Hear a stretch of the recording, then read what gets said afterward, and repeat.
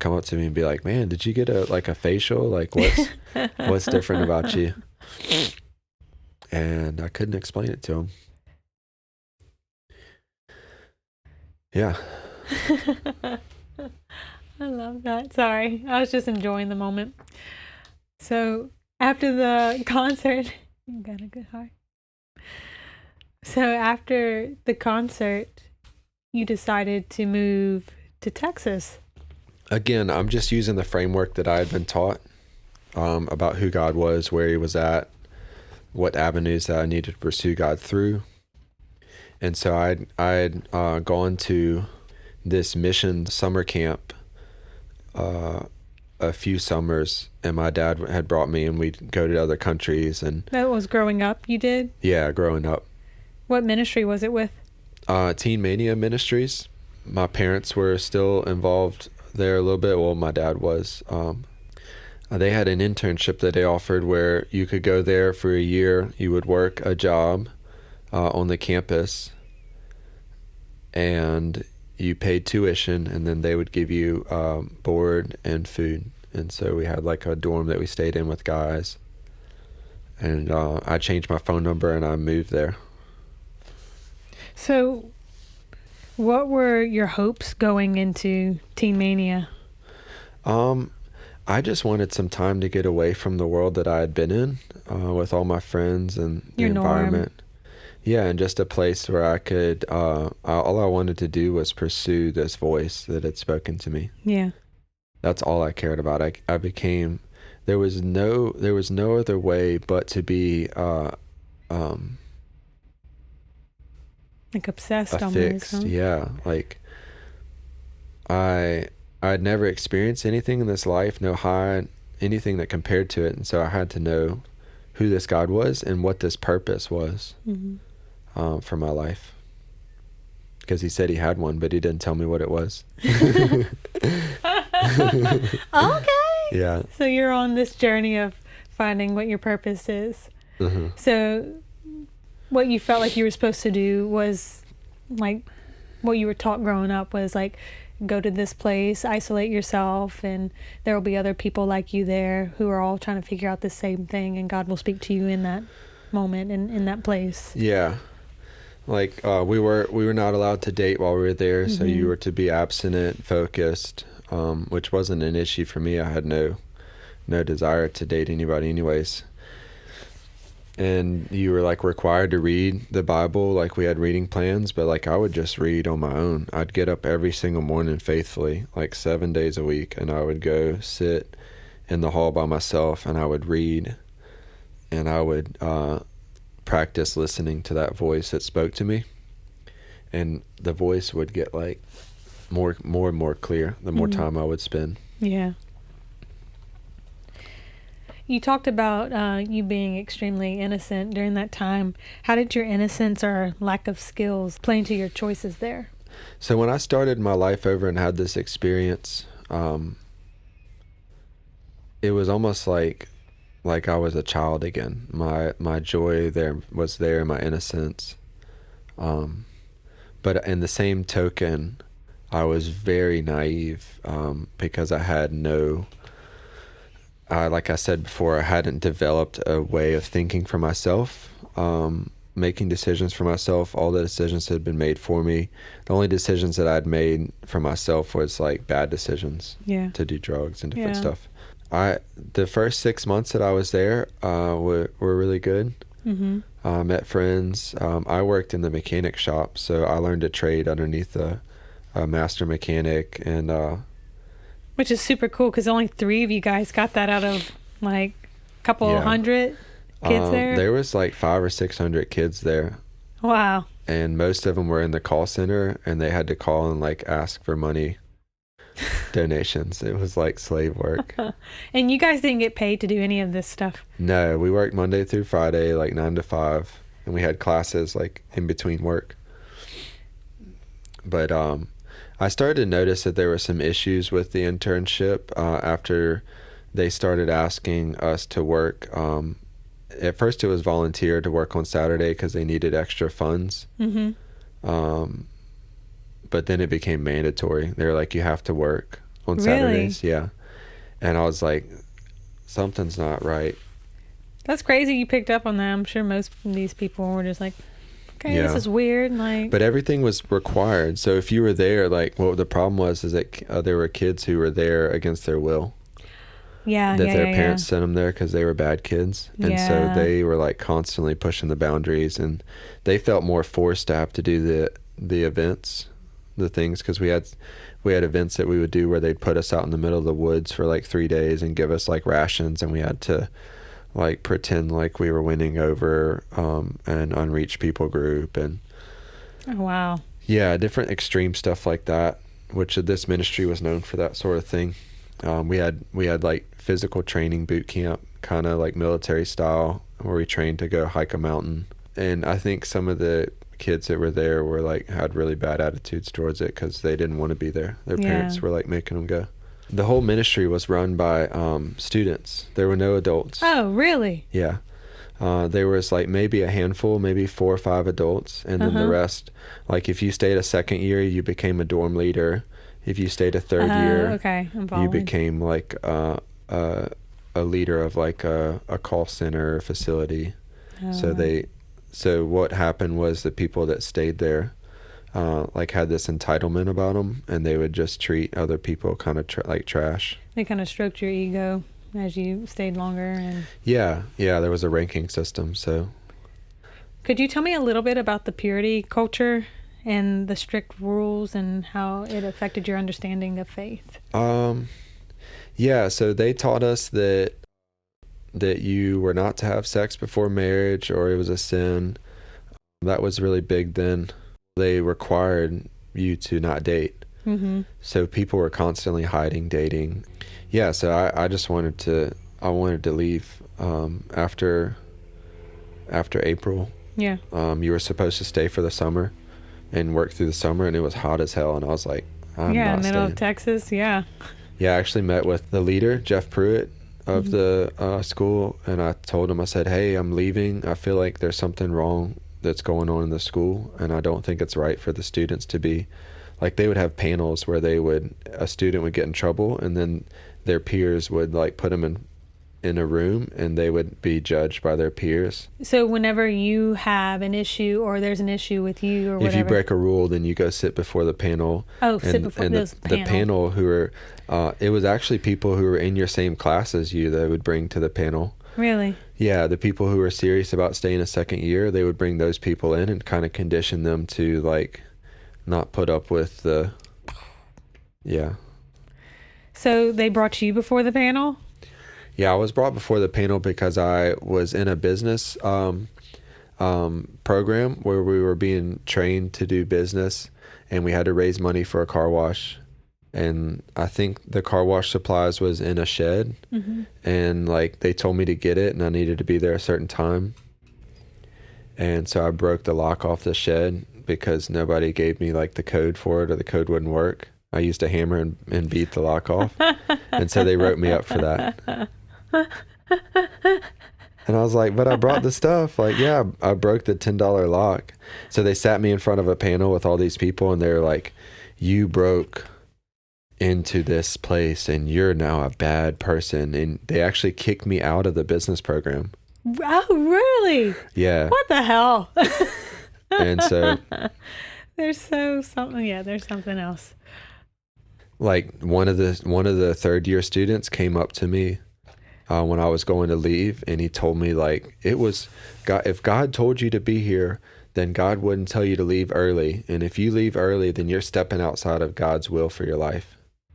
Oh my God. Yeah, like really fuck with my head. And I was like, no, like I feel like God's telling me I need to leave. Well, God wouldn't tell you that.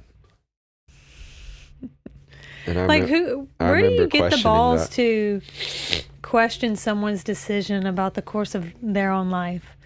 Yeah, they would try to put these that's religious moral culture, principles, into place, and then these people without conviction would just regurgitate what somebody else had said. Blind leading the blind. Leading the blind, yeah. So I wish I would have just reared back and clocked that guy in the face. Like you clocked that hammer? Yeah. And I was like, dude, I'm leaving, bro. Bye. Not staying here with you anymore. I'm leaving. And you know what? That place shut down. This was a huge ministry. I mean, Yeah. huge. It went on the news. Their compound where we were at in Texas was like over 500 acres. Really? Yeah, with like 6 dorms, a cafeteria, a full court gym. It was like a huge ministry. Wow.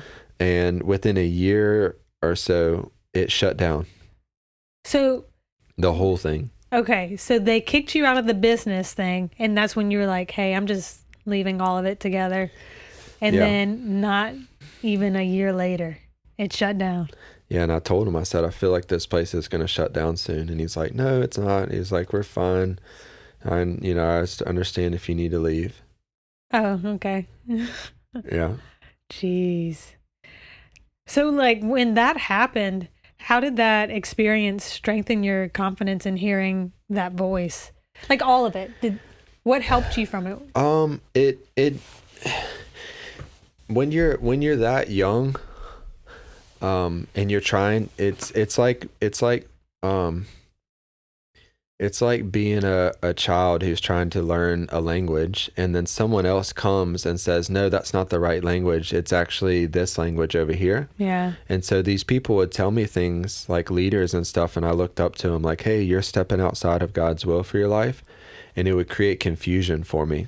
Yeah. So I was in my own time with God, I was learning to hear his voice more confidently, but then these other people would interject with what they thought was supposed to be for my life, and it would cause me to feel confused. Yeah. Going back home, what did you learn about discernment during that time and obedience? Is that kind of wrapped up in the same thing? Yeah. I forgot to mention the most important part. Oh my God. So I'm at this internship.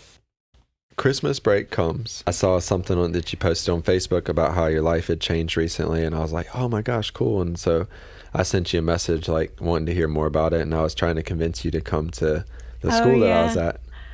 And so I saw you at church, and I started sharing my story with you, and you started sharing yours, and we were getting excited and passionate, and I wasn't thinking anything of it.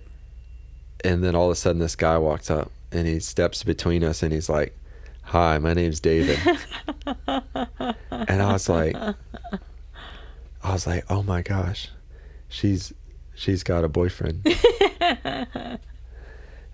I was like bummed out because I said, man, this seemed like such a cool person. I'd been at the internship now. I am cool.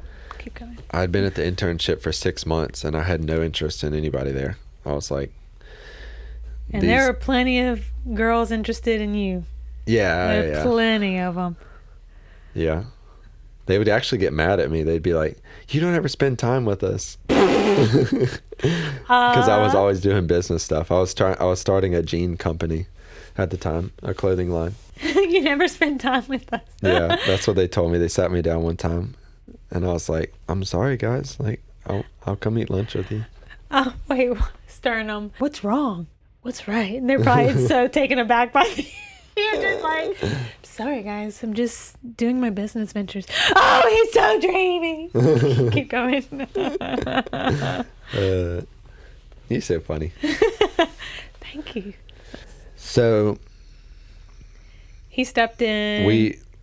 We ended the conversation there.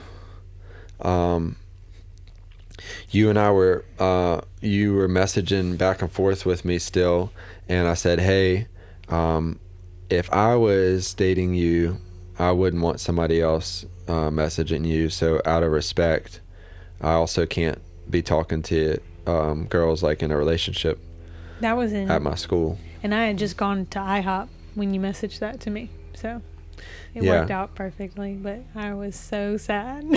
And I said, we can't talk anymore. So we didn't talk at all for like 4 or 5 months. No, 6 months.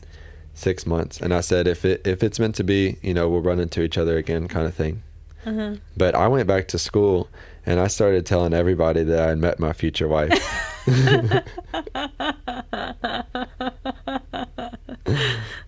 Yeah. Yeah.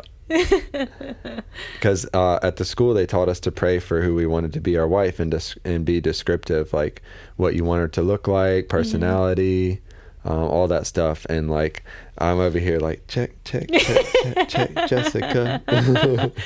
The people at school, my friends would be like, dude, that's awesome. Like, you gonna date her when you get back? And I was like, I don't know, she's dating somebody. And they're like, no, that's not God. That's not right. Again, they started telling me that's not God. I was like, no, but I know that she's the one.